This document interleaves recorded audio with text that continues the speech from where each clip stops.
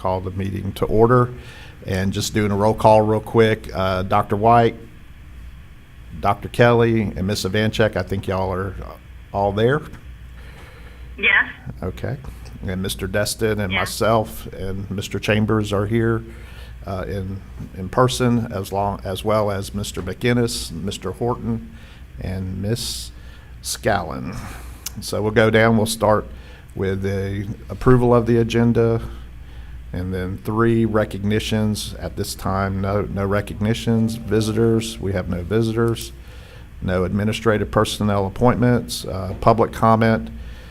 And again, we do not know until the night of the meeting on this particular section. Committee and staff report, 7.1, in-county travel paid for the period of May 8th through the 21st, 2020, presented by Rita Scallon. And then 7.2, out-of-county travel. And then we'll move down to the consent agenda. 8.1 will be the approval of the consent agenda. 8.2, approval of the minutes of the special meeting of May 21st, 2020, minutes of workshop meeting of May 21, 2020, minutes of regular meeting of May 26, 2020, and all those are recommended by the superintendent for approval. 8.3, appropriation of District 2 school board member capital outlay funds to Mary Esther Elementary School for media center carpet tile in the amount of $11,309.99, presented by Mr. Destin. And then 8.4, appropriation of District 2 school board member capital outlay funds to Lewis School for hallway carpet tile in the amount of $10,879.95. And again, that's by Mr. Destin. And just real quick, I'd like to comment on the Lewis situation here. And I know Mr. Destin just put some money in, and other school board members have helped. I think this is a great project that the school board has been able to help the school. If y'all have ever been in Lewis School and walked their hallways, that carpet has been there since probably the school was built. And I know Dr. Driver is very much appreciative of us helping him get that done. So, and I think, Mr. Horton, if I'm correct, we're going to get the entire school done, right? That's it. Looks like it's come together, yes, sir. Yes, sir. Okay, well, thank you very much. And again, Mr. Destin, Dr. Kelly, Ms. Ivanchek, thank you very much for your contributions into getting this done. 8.5, appropriation of District 2 school board member capital outlay funds to Elliott Point Elementary School for classroom flooring in the amount of $15,191.22, presented by Mr. Destin. Mr. Destin's pretty busy this week. A lot of flooring going on. 8.6, appropriation of District 2 school board member capital outlay funds to Silver Sand School for classroom flooring in the amount of $24,850.65. Again, presented by Mr. Destin. And I think that one also is one that we're all doing together, is my understanding. Yes, sir. I believe on 8.8, that will be some more that we're doing. 8.7, appropriation of District 4 school board member capital outlay funds to Walker Elementary School for classroom and library flooring in the amount of $14,936.92, presented by myself. 8.8, appropriation of District 4 school board meeting capital outlay funds to Silver Sand School for office and conference room flooring in the amount of $7,610.69, presented by myself. 8.9, appropriation of District 5 school board member capital outlay funds to Silver Sand School for cafeteria vinyl flooring in the amount of $3,570.75, presented by Dr. Diane Kelly. And Mr. Destin, you're correct. I think one thing that's been a great thing, when what people don't know is we have these funds that we can help schools out for special projects. And of course, what's interesting here is that you have several items that we're doing here, and we're all working together outside of what would be considered our districts. So I think that's a great showing of team support from all of us school board members in helping out all of the schools, because we do represent all of the schools. So, Mr. Chairman? yes, ma'am. Yeah, I would like to make a comment following following up on these items. And I'm just, like you said, we're seeing a theme here that it's flooring, carpet, vinyl, whatever. And I'm glad to help out with that. I know how important that is, and I'm glad to do that. But I was just curious, maybe Mr. Horton or someone can address in the big picture with our capital outlay funds and so forth. Are we going to be assessing this? Because like I said, that's the number one request I get is something about flooring. So I know we have a lot of issues with infrastructure, but I'm just asking, since there's so many requests for flooring, have we kind of looked at that as the big picture? Okay, so Ms. Ivanchek, Mr. Horton has stepped up to the podium, and Mr. Horton, we'll let you speak on Thank you. it. Thanks, Ms. Ivanchek, Mr. Bryant. So it is one of those things where when we look at the priorities in school buildings, sometimes ACs and roofs and other things bubble to the top over flooring. We're trying to do some things now as it relates to longer term flooring. Bruner's an example where we put down some flooring in their hallways a couple summers ago that requires less maintenance on it. And so those are the things. Individual classrooms, reflooring those have generally been on the timeline of the principal. Sometimes schools have carpeting in there that gets a little bit faded over time. They want to get those replaced. And so I think it's an appropriate thing to look at it at a district level and see what can be done. One of the things that happens, obviously, and we know when our school buildings, as old as they are, when we redo some flooring in an older school and pull up the tile and the carpeting, there's usually, or not usually, but sometimes there's asbestos remediation that has to be done. And of course, we do that with professional help and get that taken care of the way it needs to. And a lot of times that doubles the cost of the flooring. So that's something we have to be at least thoughtful of as we're going through and looking at it. So on the surface, it may look like it takes $5,000 or $6,000 to redo a classroom floor, but in reality, once it's determined if there's asbestos there, it can double the cost. So that's something that the district continues to look at as we go through and do these reflooring projects. Thank you, Mr. Horton. One thing I've noticed is, aren't we trying to move to carpeting that comes in squares rather than the old rollout carpet? That way, if areas get messed up, pieces can be replaced, not just the whole thing. So that is one of the products that we're using more right now. The tile floor and the luxury vinyl tile, the plank stuff does have a good lifespan and is very durable. But we understand that in some classrooms at the primary level, teachers still like to have carpet in there, and so we like to allow the principals at that level to make some decisions about the floor that they want in their schools. But yes, ma'am, that kind of carpeting does allow for us to pull up and replace an individual square if there's some damage to one particular spot. Thank you, sir. Appreciate it. And real quick, if I can comment, and Mr. Destin, you're on construction, so you could probably back me up on this, but we're replacing old flooring that was pretty much contractor grade, cheap. We paid for what we got, and now we're going to a tile carpeting. We're going to a tile flooring that's very durable, and also in the bathrooms we're putting down, the slip resistant floors. So I think in the long run, by us going ahead and spending the money on these particular products now, as far as it is a little bit more pricier, but in the long run we're going to save a lot more because, like for instance, the vinyl tile, for instance, we're using that the new tile that we're using that's very durable. And I know when we put the test run at Riverside Elementary about 8 years ago, I mean, you go in there now and it still looks like they laid it down yesterday. I mean, that's how durable it is.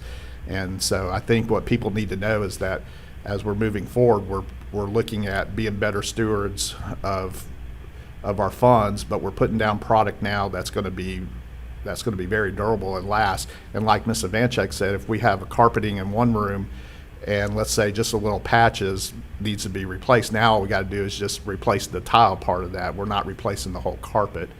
So, you know, Yeah, and that's all true. And in the days of viruses, I think it's easier to maintain and clean. So Right. that's a plus also. thank you, Mr. Horton. Any other questions for Mr. Horton? Okay, we'll move on down to 8.10, and that's invoices to be approved for payment. 8.11, request to advertise a public hearing for the adoption of the new school board policy 01-28, religious expression. Mr. McGinnis, would you like to comment on this? Yes, sir, Mr. Chairman and board members. This is a model policy that was developed by the Department of Education at the direction of the legislature. When it first came out, we reviewed our policies, which have been in place for many years, that covered these areas of religious neutrality. Our district has been, if you will, ahead of the curve in those areas for a long time. And so most of everything in this model policy we already had covered in existing board policies. Our policies have more detail to them than the one from DOE. However, we need to adopt the model DOE policy, but you'll see that I have made a cross-reference in many areas of this policy to our existing board policies. I don't see that there'll be any conflict between them, and I think our other policies will provide more explanation as schools and district officials continue to, implement those neutrality provisions. I will tell you that for the most part, this policy doesn't implement any change in process or procedure that we're not already following. It does call for a disclaimer in the event of student speeches in places, but we have done that and have done that this year.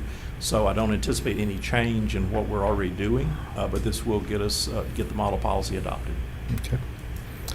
All right. School board members, any questions or comments for Mr. McGinnis regarding 8.11? My only comment was, it was, I thought, nicely written and strives to support a pillar of American society, which is the free practice of religion, and that's a good thing. Okay. All right. So 8.12, school donations.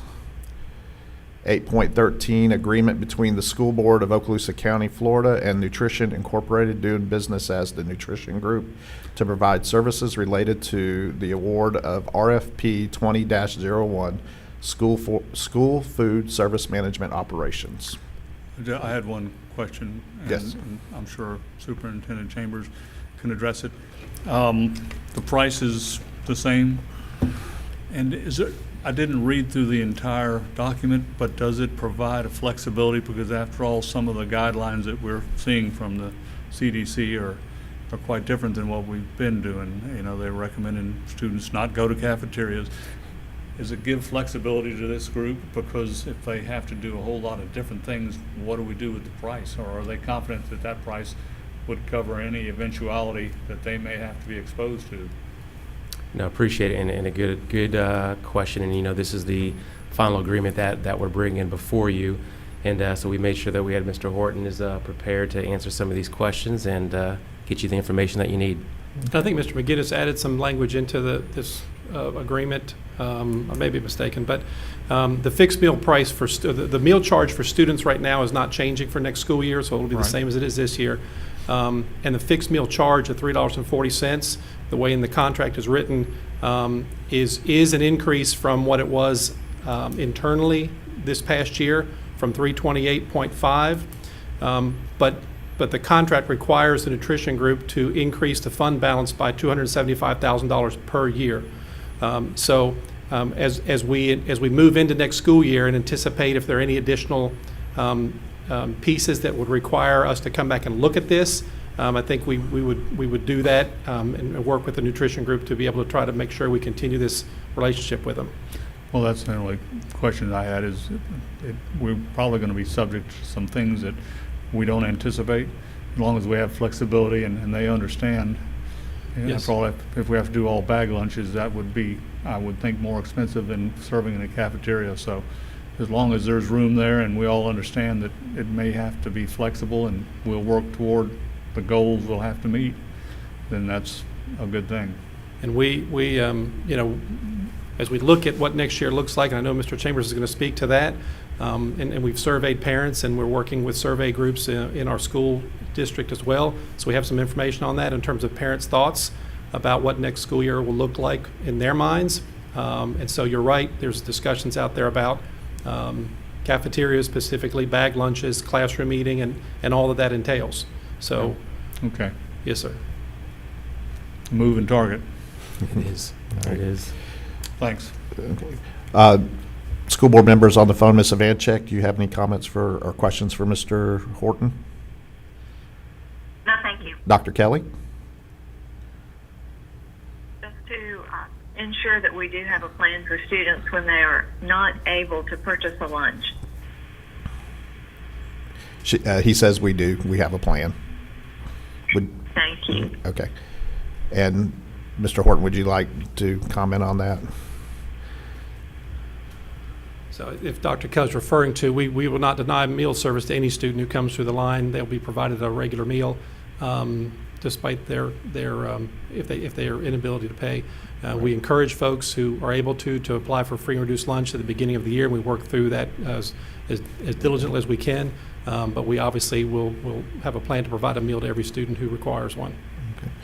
Mr. Chambers? And I would add, and we'll talk about this a little bit more later, but let's just say hypothetically that next school year that we have some students who are doing their education virtually, we will also make sure that there's a process in place by which those students can also receive meals as well. So that's one of the things that we've been talking about and planning for. Okay. And Dr. White, any questions or comments? No. Okay, thank you, sir. Okay, we'll move down to 8.14, renewal of ITB 18-17, session initiated protocol, trunk and transport. 8.15, renewal of ITB 17-07, new and recap tire services. 8.16, emergency purchase of video production services for graduation through service agreement number 20-93. 8.17, emergency purchase of photo production services for graduation through service agreement number 20-96. Mr. Bryan, if you don't mind, I do want to just say really quickly, so as you know, graduation's been a big deal, and rightfully so, but I do want to say as it pertains to the virtual piece of graduation, as you know, a lot of time, effort, thought went into making sure that we could do this virtual graduation the right way. Mr. Horton and his group did a great job working with these production companies and getting it set up quickly, but in the right way. Rita and her group did a great job of helping us make sure that we could find funds to do so, and hopefully even look at reimbursements in the future if this would be an area where we'd be able to do so. Don't know that, but also the principals, what the principals have done over their week in making sure that this happens, the amount of time that they gave up, so to speak, to make sure that we make it a special event for our students and for their families to be able to come in and to be able to make sure that we do social distancing and all of those things. It was a smooth process, but it was really a great feat in order to get all of this done. So I just couldn't be prouder of the work that everybody has done to make this happen. And as you know, we've talked about this already. This is our insurance plan in case things went awry in the July timeframe. And I do also want to reiterate the week of July 14th through the 18th is when we would have on-campus graduations. And if we're able to do a more traditional graduation, if guidelines were to loosen up and we were allowed to have more students, so we will have a planned date for that. But then we also have planned dates that are very specific for the different sessions of graduations as well. Those dates and times will come out this week. Each school has finalized a date for if it was one event, and then they've also finalized the dates and times for if we have to go to multiple graduations during that week as well. So once again, just a lot of great work by our principals in planning. Okay. All right. Thank you, Mr. Chambers. Yes, sir. I have a comment, please. Go ahead, Ms. Vanchek. Mr. Chambers, I just want to, piggyback what you said. And yes, I went to the Baker virtual graduation, and it was, really well organized, and it upheld the decorum that graduation should be. And I do want to commend you and your staff and everyone who was involved with that. But one thing you said briefly, I would like to go back and ask you about, and I know you don't know for sure, but the cost of this, it's my understanding there's a possibility this could be covered under the CARES Act. Is that correct?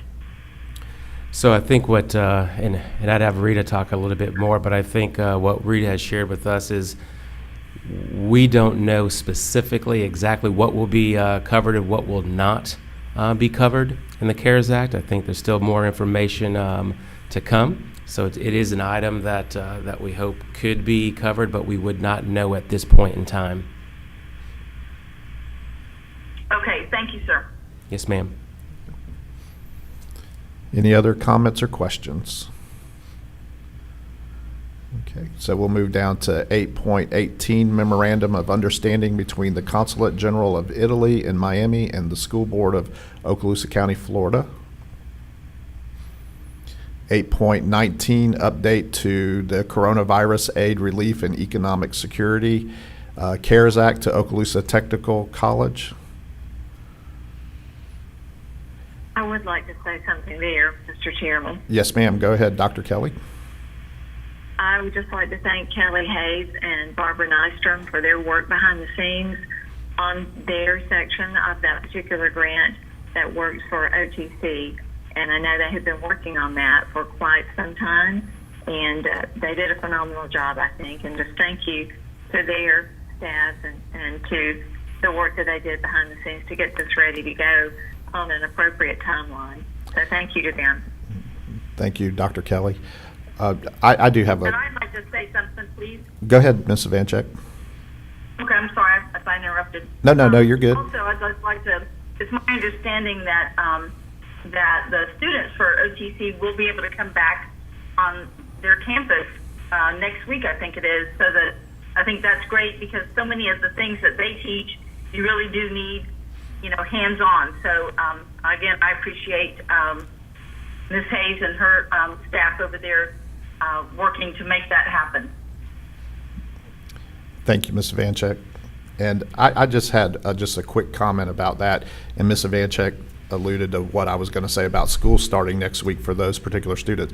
But Mr. Chambers, could you real quick, and I hate that I'm putting you on the spot, but I know you'll have the answer for this, that's why I'm asking, but could you explain to the general public that's listening in right now or that will watch this what the difference between the technical school is and our traditional K through 12 schools?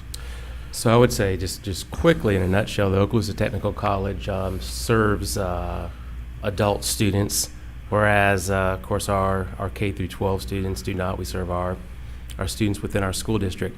So their funding at the OTC is different as well. And of course they do a great job at OTC. I'd even say that they're a model in terms of what we would like to see for career and technical education, and they do a fantastic job. But I do want to be clear on this particular item. So this isn't necessarily that school's back in session for these students. It is more of there's testing that has to be done to ensure that those students get their certificates, and as well as there's funding that's a part of that. So what this allows the students to do is to come back on campus with very specific guidelines.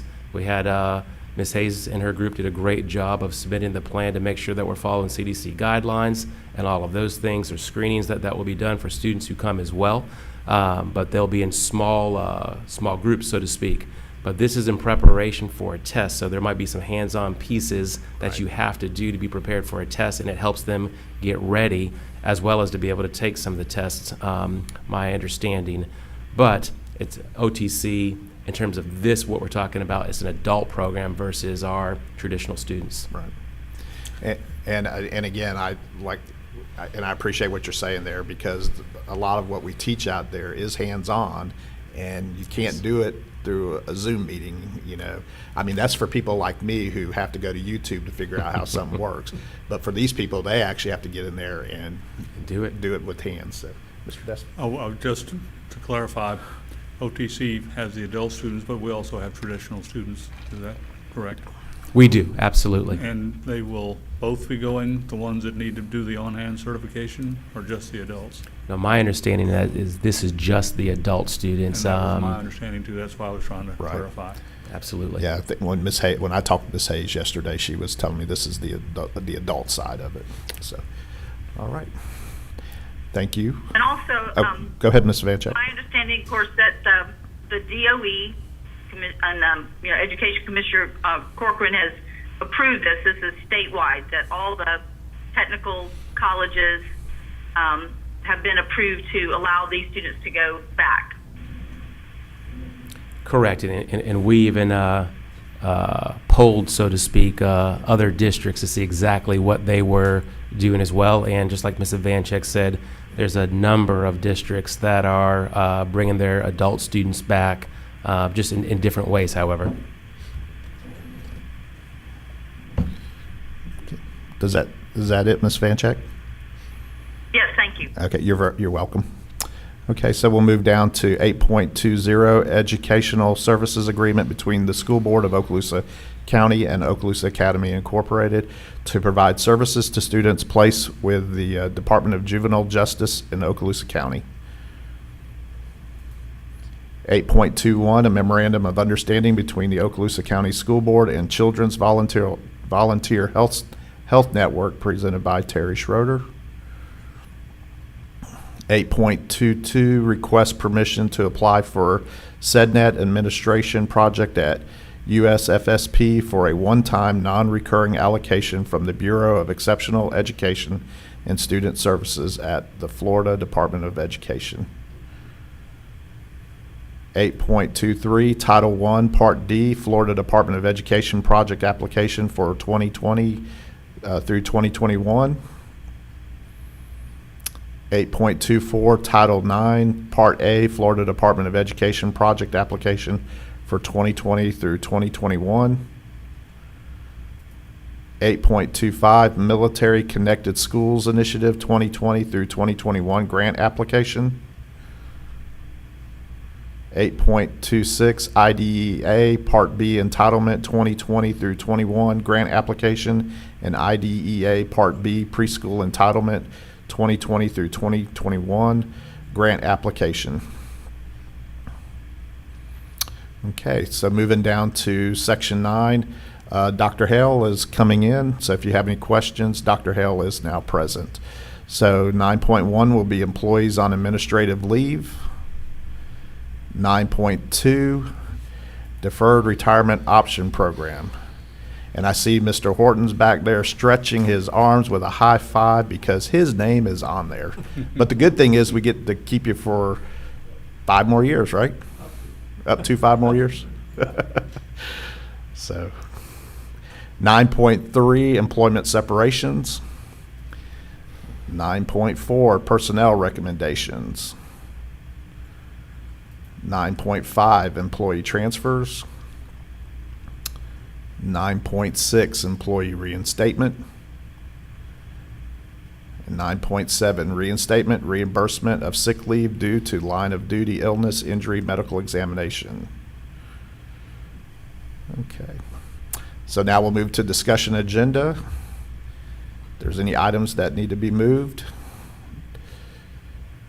Hearing none, we'll move down. 11, construction program owners, representatives, business, and Mr. Destin.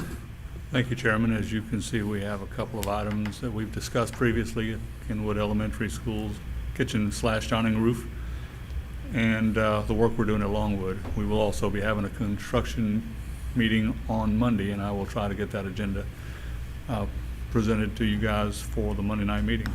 All right. And as always, Mr. Destin, and we appreciate you and the rest of the team for all that you do to keep us up to date what's going on in construction. So we do have 2 action items on Monday night. 11.2 will be the authorization for professional services agreement from Faithful and Gould for price validation for program number 6, task order number 8, Kenwood Elementary School kitchen dining roof replacement. That dining room and dining roof just always It gets a little confusing, but It I think does. it's the dining room roof. It is. And kitchen. The dining room roof and kitchen there. An 11.3 TPM program number 6, task order number 2, scope modification, Longwood Elementary School, single point of entry and security. And nothing under item section 12, information technology seat management contract. And now we're at Mr. McInnes's business. No report. Thank you, Mr. McInnes, and we'll move over to Mr. Chambers. All right, thank you, Mr. Bryant. Thank you. So just a few items. So first of all, because as you all already know, so we are resuming summer activities. So summer activities could be athletics, it could be band, it could be daycare, and so I'm proud of the work that our staff has done, that our principals have done. We have coordinated with the local health department to make sure that we're all on the same page in terms of our phased approach. And we've also looked at the National High School athletic recommendations for getting back to athletics, as well as band has guidelines, and as well as daycares have guidelines as well. So we've looked at all of that. So this is a phased approach. Just so you know, we are in phase 0. And phase 0, especially as it pertains to athletics, is about making sure that we have our physicals in place, making sure that we watch certain videos that we are supposed to watch per the FHSAA, that we get those type of things done, as well as paperwork on the side of students and employees. So that's the phase 0. And then as we get into phase 1, that's when that will start June 8th, and that's when they can start coming back in smaller numbers. Now, as you probably saw yesterday, the executive order came out from the governor where in groups of 10 could be in groups of 50. Right now, we are staying in groups of 10 right now, and we'll reassess that. So we have a phased approach, but we'll be flexible with the phased approach. So for example, when we go to phase 2, there's not a date that's set for that. You know, we'll look at where we are in Florida, where we are in Okaloosa before we move to another phase. But all of that, the schools have it. The schools are establishing their plans for safety of students and safety of employees, because that is important. So we've put that information out. So as it pertains to athletics and band, June 8th, and as it pertains to daycares, we have some schools that decided not to do daycares based on the requirements that they would have to do. So we have some schools not doing daycares. We have some that are. The Boys and Girls Club, they are doing daycares in our schools as well. So that's an update there. I will say cheer and dance tryouts. We've had a lot of questions about that, so they are allowed to start cheer and dance tryouts now as well. Just once again, just following the guidelines and the protocols. Okay. Just want to give you just an update there on summer activities. I do have a question, Superintendent. How do we monitor internally for the district so that we know we're doing the right thing as we move through our phases? I know that the only numbers I ever see are based on Okaloosa County at large. How do we understand whether, as we go through our phases, that we're not making people sick on a scale that is really not acceptable? Is there any internal monitoring? If children get sick, how do we know? Absolutely. So a couple things we're doing in terms of precautions. So each day the students come in, they will have a fever check. So we have the touchless thermometers. We've ordered a number of them for every school that will have summer activities. So each day there'll be a thermometer check, as well as there's a checklist. You know, do you have a cough? Do you have fever? Do you have shortness of breath? So all of those CDC guideline questions are there. So the coaches would have kids who would come up. They do the thermometer check, and then they go through these questions, and those are documented as well. In terms of going to another phase, like I said, now the governor said where you could have 50. We're not going to go to 50 yet, but before we go to different phases, we also talk with Dr. Chapman about where we are, what we're thinking, to make sure that we're all on the same page as we go forward. Now, those are very good to keep the virus out of the school. However, I'm not sure they give us any indication about how we're progressing. If we don't keep track in some manner of who's getting sick, then we don't know whether we're doing harm or not. Any thoughts on how to monitor? In other words, if we've got a child that doesn't show up and we don't know they didn't show up, whether they were sick from the virus or some other monitor, how do we know whether what we're doing is effective or not? I'm with you. So we'll have to work with our principals and our coaches and just that communication aspect. And perhaps with the Okaloosa County Health folks who can give us some numbers that are particular to our school system, which is what I would really like to see, so we can feel comfortable that what we're doing is working. Those protocols you mentioned are good for keeping it out, but we won't really know if we have done a good job of keeping it out without the other numbers. And so I would urge you to go forward and try to find out if there's any way we can monitor what's actually happening within our school system so that we'll know whether we are making the right choices or not. Okay. Well, Yeah. can I comment on that real quick? Sure. So I believe that if we've had anybody that has tested positive, you've been told right away. Absolutely. And I think if anybody tests positive, I think it's, if I'm not mistaken, it's their responsibility to let us know so they can start monitoring. It's the Department of Health that would actually start monitoring these folks, but letting us know ahead of time too. So it is. So each time we've had anyone in the school district, it has been very, very few who's tested positive. So we have known. However, Mr. McGinnis would be able to help us just a little bit more, because I know that there's protections on the student, or there's protections on the employee. The piece that I feel good with is the communication with the health department. They've communicated with us, so that way we can make the right decisions as it pertains to cleaning, or the right decisions as it pertains to if we had to say, hey, we're going to shut this school down or this practice down. We've had great communication with the health department, but as it pertains to information that we would get about someone's sickness, I know that there are some legal protections. Yeah, we have been working to stay in compliance with HIPAA requirements. Correct. And as the health department has as well, there's some restrictions on them as Right. to how much information they can give us. Right. And certainly there's restrictions on us as to information we receive that's individual, so that if it's personally identifiable, if we get that data, we have to be very careful with it because Right. it's HIPAA protected. But Sure. we've been able to work within those guidelines to, for the information we've gotten. Well, and I think the whole process has been able to test, identify, and track, so we can, lessen the chances of it spreading throughout the schools or wherever these people that test positive come in contact with. So, it's definitely a HIPAA deal. I get that, but I think in the interest of public safety, at least them letting us know that, hey, there's something potential, we can react to it. And that's No, exactly what I'm referring to, is so that we can do reaction in a timely fashion.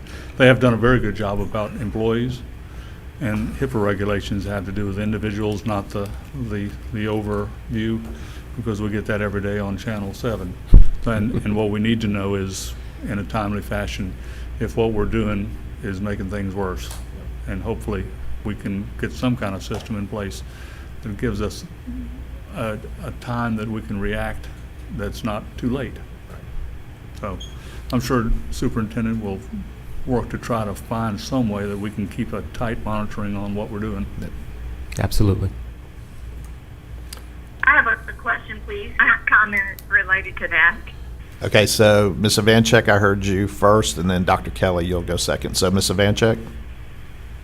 Thank you, Mr. Chairman.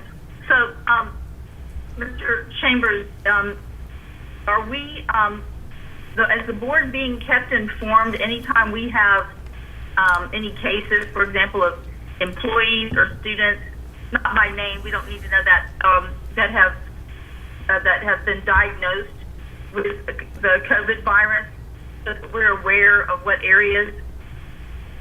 So I'm gonna allow Mr. McGinnis to answer that question. We can talk about, as Mr. Destin said, in general, numbers or location, but we have to be very cautious. It's not been the district staff practice just to begin calling out to alert, certainly if we have a name or something, not passing that along. And even with the other information, Ms. Ivanchek, we have to be careful that we don't inadvertently supply enough of that we've really identified the individual. But yes, we when we have information about a site or something like that, it does give the district the ability to go into that area and deal with either sanitizing or working with that person to have them go back home. But we're not just in a wholesale basis making a lot of phone calls, alerting everybody that, we just got this report that there's somebody there. We're working site by site with those specific individuals and persons that might be affected. The health department steps in and begins doing an identification and a follow-up. That's their role in this process. So I hope that answers your question. Okay, thank you, Mr. McGinnis. And then the other question I have has to do with the phasing, Mr. Chambers. You said we're at phase 0 at this point. Yes, ma'am. So, is there a document already that has those phases and what is going to happen, or are we kind of going through this from the state? I hate to use the phrase "they're making up as we go along," but seeing as progressing on these phases, or do we already have those delineated? Because I don't recall seeing anything. So we do. So we looked at the National High School Athletic Association. So they have very specific guidelines. So we have taken that and we have molded it with us, and we've also run that by the department of or the health department here. So each of the schools has a document in terms of the phases and the type of things that need to be done. And I'll make sure that also gets emailed to each of you as well if that has not already done so. Thank you. That'd be great to see that. I appreciate it. That's all. Thank you. All right. Dr. Kelly, did I hear you had a comment maybe? Yes, so my question was similar to that of my colleague there. I know the very first case that we were aware of COVID-19, all of us school board members received a phone call from district staff explaining to us where the case was and the plan of action. And so recently I've had several community members reach out to me with information that there was a more serious case in one of our other schools that maybe involved hospitalization, and I know that I didn't receive any information on that. So I just wondered if our plan of letting board members be aware of those situations had changed. So what I have been encouraged is to be very guarded with giving out information as to particular employees as we've gone through this process. But I'll talk with Mr. McGinnis just to make sure that I do not do anything inappropriate. And then after that conversation, if there's guidance to give out, that we will do so. And I appreciate that, Mr. Superintendent. I believe, in fact, the phone call I received on the first case came from you. And so I appreciate the fact that you're looking into how to handle that in the future. Thank you. Thank you. Dr. White, any questions or comments for Mr. Chambers on this particular item? No, I know that I've been informed regarding a particular case, particularly when it was in, the district that I serve is established. I wouldn't know, of course, if I've been informed of every case. Right.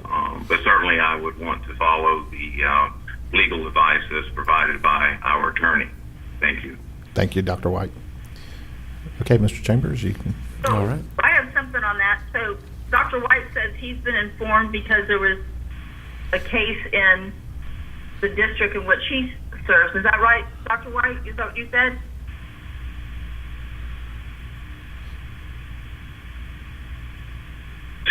repeat anyway. that, Ms. Evanchek? Would you repeat that? Yes, I was just making sure I understood that Dr. White said that he was notified of a case in the area of his District 1 that he serves. Is that correct? Right, that's what I said. Okay, so what I don't think I've been made aware of that case from the district. So, Mr. Chambers, are you just notifying the board members if it's in their area? No, ma'am. I did not notify Dr. White. I think with the very first case that occurred in our county, we did notify some board members, and I did call Dr. Kelly. And I think after that very first case, there was very clear guidance to me that we need to make sure as we go through this that we are very careful with the protections of those employees. So I have adhered to that. So going forward, I know you said you're going to work with Mr. McGinnis. So any case that you may be aware of after you cleared the legal thing, you would be notifying all board members. Would that be correct? As long as we are able to do so, I will do what we always do and make sure that we do a great job in informing board members. Okay. Thank you, sir. You're welcome. Well, I want to have a comment here, Go ahead. Mr. Chairman. Go ahead, Dr. White.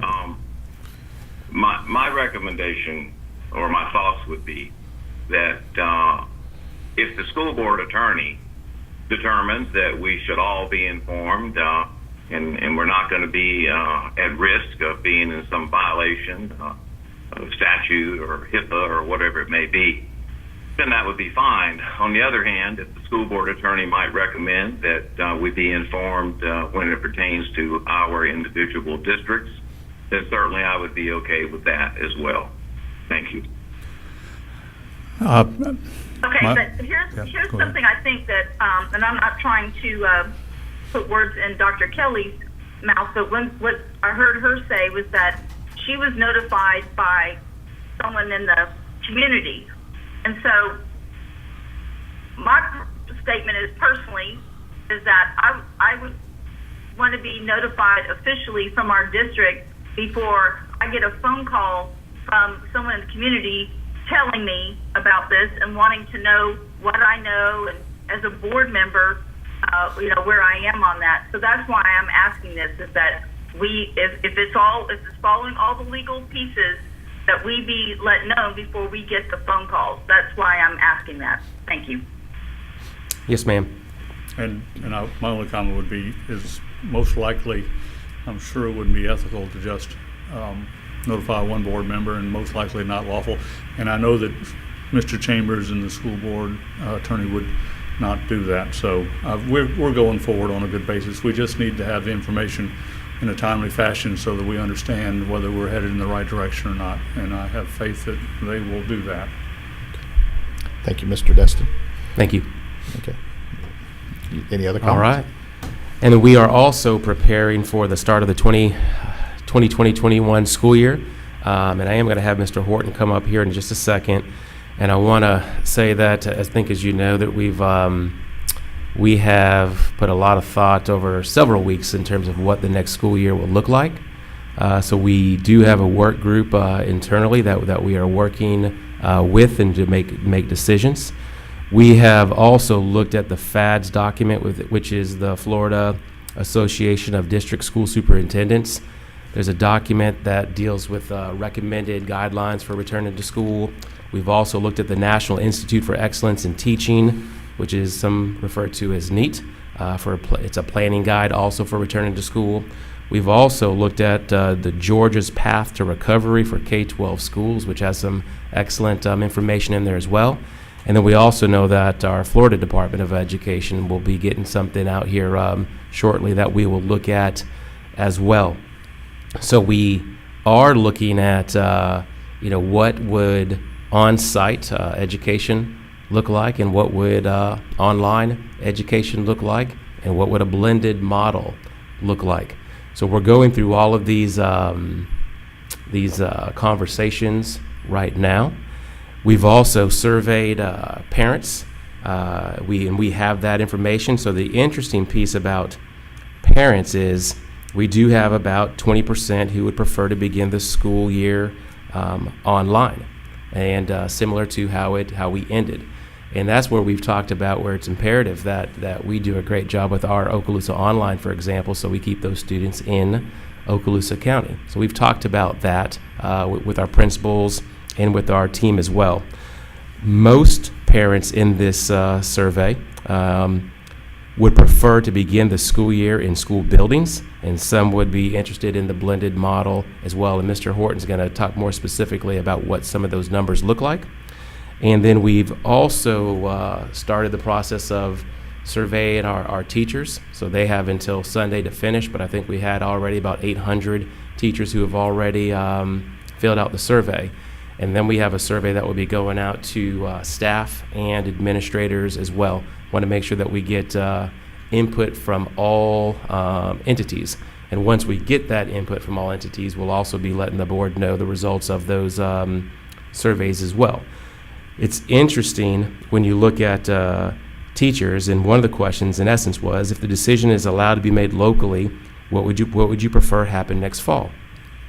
80% would prefer teachers hope to begin the school year normally with precautions in place where feasible.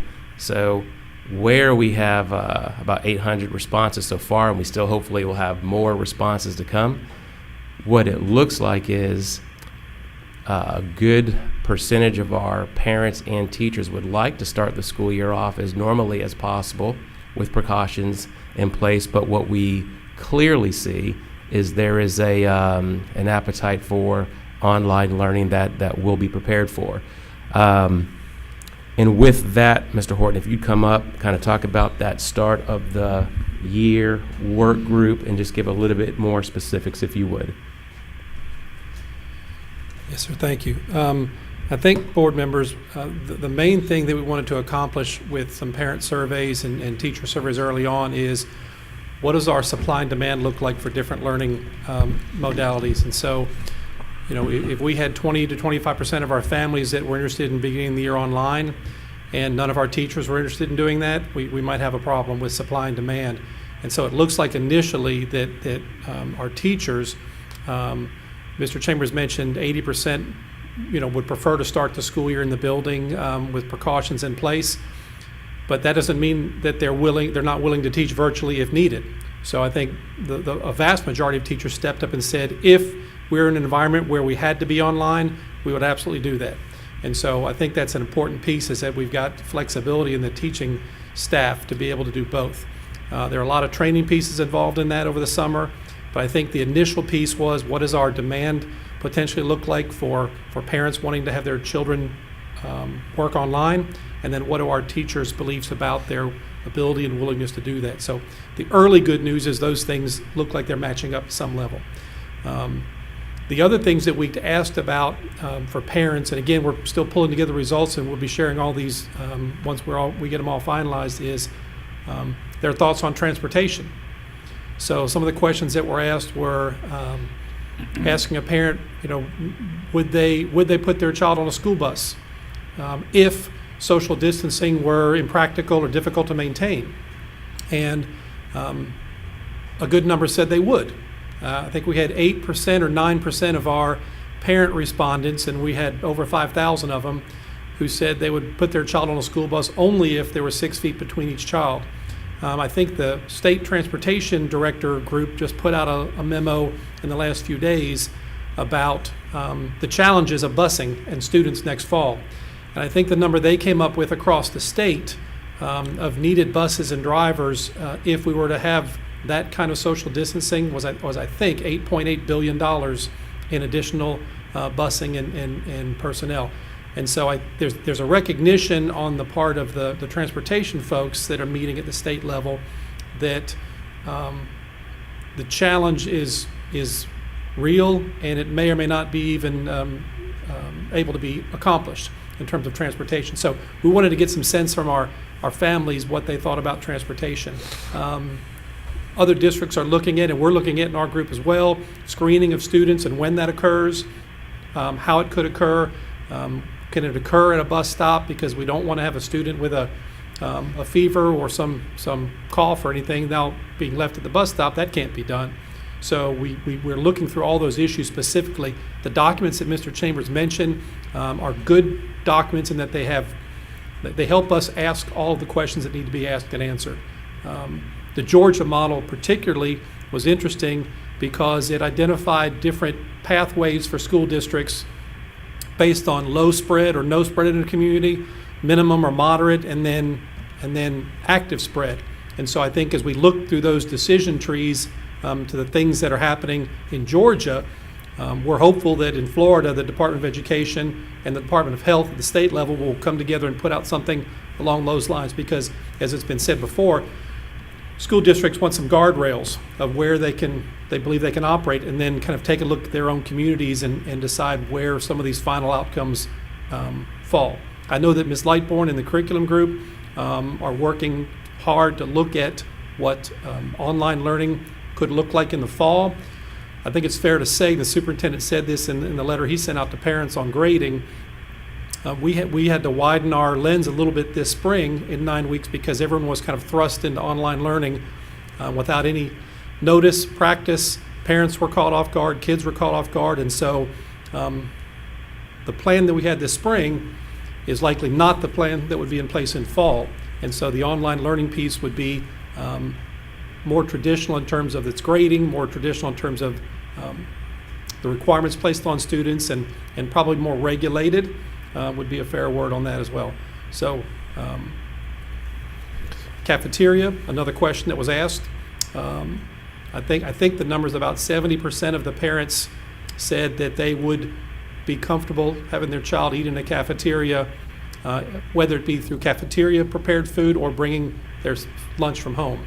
So that tells us that we've got a large number of folks who are concerned about that as well. So I think the plans for mitigation and cleanliness and safety are all critical. Right now, as an example, our maintenance folks are working around at the schools and installing some plexiglass setups in the fronts where, as we begin to open up schools and we begin to have some folks come in on appointment to do registration, that we have a screening spot at each school site, and there's some protections in place for our employees and also the visitors. Any comments for Mr. Horton, Mr. Destin, or questions? I would just go back to the observation made earlier, as Mr. Horton said. This is some of it being driven by the fact that we're low spread, high spread. Without close, timely monitoring, we don't know the answer to that. So that's a strong component.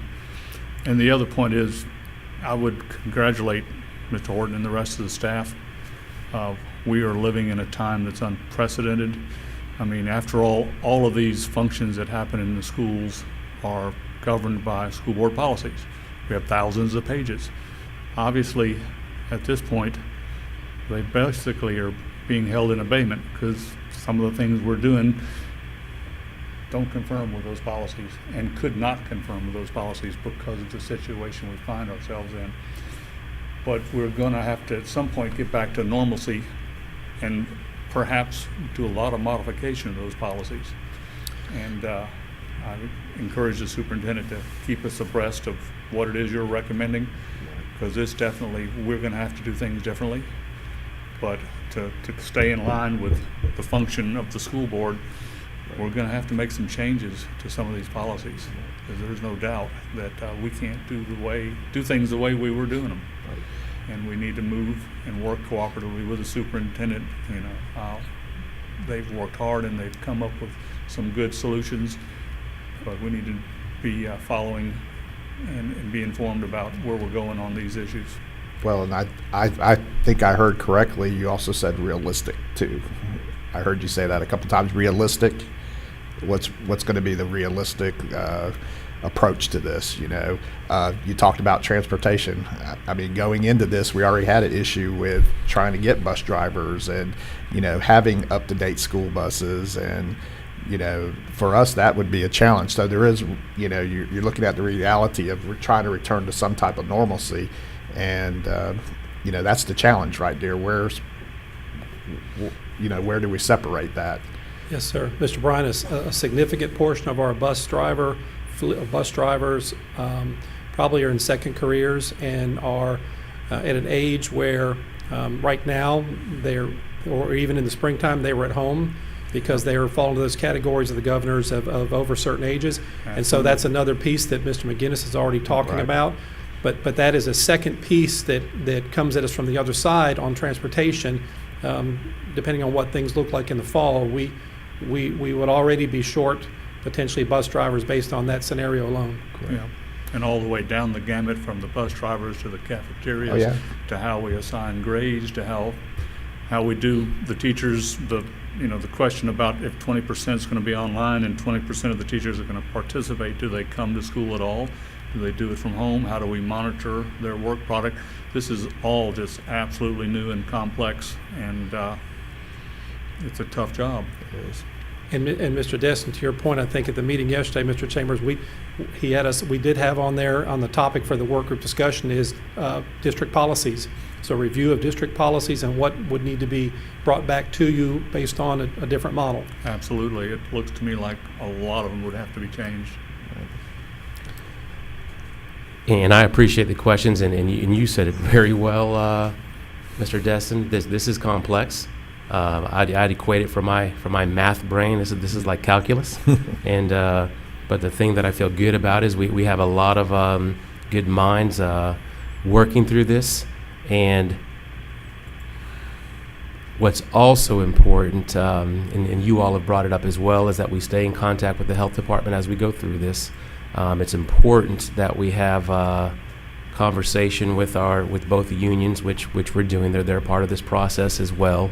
But like I shared yesterday in this group, there's going to be things that teachers will do differently next year. There'll be things that staff and the educational support staff will do differently, that administrators will do differently in order to keep our students and employees safe. And we're going to take every measure to do so. So regarding Mr. Horton's presentation there, Ms. Ivanchek, any questions or comments? No, thank you. Dr. Kelly? So are we now into board members' comments? No, ma'am. I was just wanting to know if you had any questions or comments for Mr. Horton's presentation just now. No, not at this time. Thank you so much. I appreciate the information. Okay. And Dr. White? Yes, sir, Mr. Bryan, I do. I guess the first thing I wanted to say is that I appreciate very much the superintendent and Mr. Horton and his staff and everyone who's been involved in doing such a survey of our customers, of our parents, and what it is that they would like to see happen next year with the information that we have available now. I think that was very good. I don't know, and Superintendent, you might know how many other school districts have done such an endeavor, but I think it's very forward-looking, and quite frankly, I think it's very smart. I don't think any of us really know what's going to happen as far as the state giving specific direction to local school districts and how we go about reopening our schools, and we'll just have to wait and see if they do. But momentarily, when we get to board members' comments, I'll have some more about that. Thank you, Mr. Bryan. You're welcome, Dr. White. Mr. Chambers? All right, and I appreciate it. And the last thing I have, just sharing with the board as well, so summer operations. So we will be resuming back to normal summer operations at schools starting June 8th. And we've developed protocols for that. Those protocols have been vetted through the unions. They've been vetted through the health department as well. I think, as all of you know, in the summertime, staff at schools is minimal already. However, we're resuming back to normal operations, so that means normal hours, even though everyone's been working, normal hours and normal staff. There are a few considerations still to that. You know, those individuals who are 65 years of older, or if they have underlying health conditions. But Dr. Hale is here as well, and he's put out these protocols. Is there anything that you would like to add to that, Dr. Hale? And Dr. Hale's approaching the podium now. I don't have a whole lot to add to that, other than the fact that we will be making protocol recommendations to each school for their facilities, as well as protocols for employees and visitors on each campus. I do have a meeting today with the principals where we will cover all those things, and I intend to get that same document out to the board members this afternoon, the document that Mr. Chambers was referring to just a little while ago. We did spend the course of the week working with both unions, as well as Dr. Chapman and the health department, vetting for safety, efficiency, contract issues, all the various things that could potentially come about with a phased approach to restarting our normal summer operations. And so we are going to begin with these protocols on the 8th, as Mr. Chambers said. And I have also told the Ed Support Union specifically, because they have the bulk of the employees on campus during the summer, that we are going to continue the dialogue throughout and make changes, accommodations as necessary to fit the needs of each school and employee. So the safety and wellness of each employee on campus is paramount concern, and so we're confident that we have safety measures in place for that, but we also feel like normal school operations and serving our community is of paramount concern too. So we've been putting these plans together to support that, and that will be discussed with the principals today and will be enacted on Monday. Okay, Mr. All right. Chambers. That Thank is you, all- Dr. Hale. That is all I have. All right. So we'll now move down to board member comments, and we'll start with Dr. Kelly today, who is, today's her birthday, so we're going to wish her a happy birthday. Happy birthday, birthday. Dr. Kelly. Thank you so much, Mr. Chairman. I did have just a couple of comments and kudos. First of all, thank you so much to Powell and Swanek, one of our community leaders who consistently provide school donations to various schools and various causes in our district. And I just wanted to thank them for the most recent contribution to Ruckle's baseball team. So thank you to Powell and Swanek for that. And I know that our district staff appreciates that, as well as our school-based staff.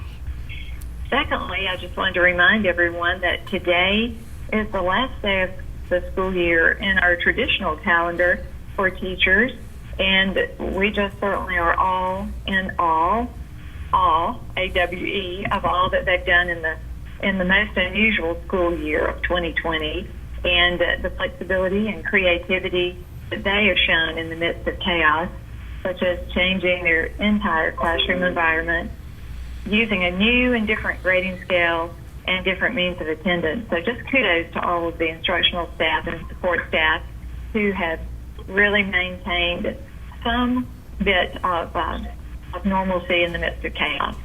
And then thirdly, just a reminder to everyone of the Lip Sync for Hope contest that students and faculty can go to Bring Hope Now for the rules and the categories that they might want to be interested in participating in. And then I had just a couple of questions that I know the superintendent and staff have probably already considered, but to throw out there just to request that you might want to look into that. The major one is I have a concern that has been expressed to me by several teachers who expressed something I know we all agree with, that a great majority of teaching is about a lot of expressions and the facial expressions of the teachers. And if we go according to the CDC guidelines of specifically using masks for teachers, I wonder if we could consider using the clear mask. I know that there are a few iterations of those out there, or maybe even the face shield for teachers who depend entirely on students seeing their lips and mouth, like PE and chorus and other curriculum areas. So Absolutely. We can look in that. today. Thank you so much. Did you want to comment on that, Mr. Chambers? No, sir. Okay. Thank you, Dr. Kelly. Ms. Ivanchek. Yes, well, I too want to to wish our colleague, Dr. Kelly, a happy birthday, and we celebrate with her today and everything. And so just a couple of things. Obviously, last day for teachers, and it's kind of anticlimactic the way it's all come down. But I want to thank everyone involved in the way they ended the school year with their students. I was invited to several parades and different things, and I know the administrators and the teachers went out of their way to end it on as high a note as possible for these students, particularly those that are moving on, like your fifth graders moving to middle school and your eighth graders moving into high school. So I've seen that. But also the community has really stepped up. A lot of different things. A lot of businesses have given things to the students, like Joey the jeweler up in Crestview made every senior who wanted one a dog tag medallion, different things like that. So I've said it, I think, at every meeting that I'm very proud to be in Okaloosa County, because we certainly step up and come together. And so we have some more challenges as we move forward to see what this new school year will look like, but I'm confident that we will all do it together. So thank you very much. Thank you, Ms. Ivanchek. Mr. Destin. I don't have anything this morning, Chairman, other than a happy birthday to Dr. Kelly also. All right. And Dr. White. Thank you. Yes, thank you, Mr. Bryant. Just a couple of quick things. First of all, I appreciate the work that's gone into providing our online instruction this year. I think that the survey results that you've already shared with us, as they're developing, the reflection that 20% of our customers may wish to continue, I think that's really important, and I think it will serve us in good stead that we've already crossed that bridge, so to speak. And I'm sure that there'll be some changes and improvements as we move forward with that, and that those students will be able to continue with the Okaloosa County school system and, of course, contribute to our enrollment. I would point out that I have shared with the superintendent and his staff a couple of other studies that reflect in some other areas that the number of folks requesting to continue with online instruction varies anywhere from 40% to 60%. So 20% number in our case is really very good and very interesting. The other thing that I'll share, and I'll soon forward this to the other school board members that I have provided to the superintendent and his staff, is a recent publication regarding the mechanics, if you will, of how Georgia proposes to reopen the schools there in that state. Quite interesting. Again, we don't yet know what the state of Florida will stipulate for schools, but some of the solutions that Georgia came up with were interesting and in some cases even innovative. But in any case, Mr. Bryant, that's all I've got, and happy birthday, Dr. Kelly. All right. And just my final thoughts. My final thoughts, again, thank you to the superintendent and his staff for just everything that they've done to try, like Dr. Kelly said, to make things normal. It hasn't been normal, but I'll tell you what, our district has stepped up from all of our employees have done just a fantastic job. You know, I too would like to see us, when we start back to school on August 11th, you know, some type of normalcy, you know, get back to normal. But it is great to start seeing some of the activities that are going on. I know that takes a lot off of band students and athletics, so it is good to see us to start getting back into that area there. But again, to all of our teachers, you know, it's just an honor to be a part of this school district. Again, we're leaders, not followers. So I appreciate the fact that our district has stood out time and time again through all of this. So kudos to everybody involved. So we'll go down. We have no public hearing. And then, of course, I'm sorry, 16 would be public comment.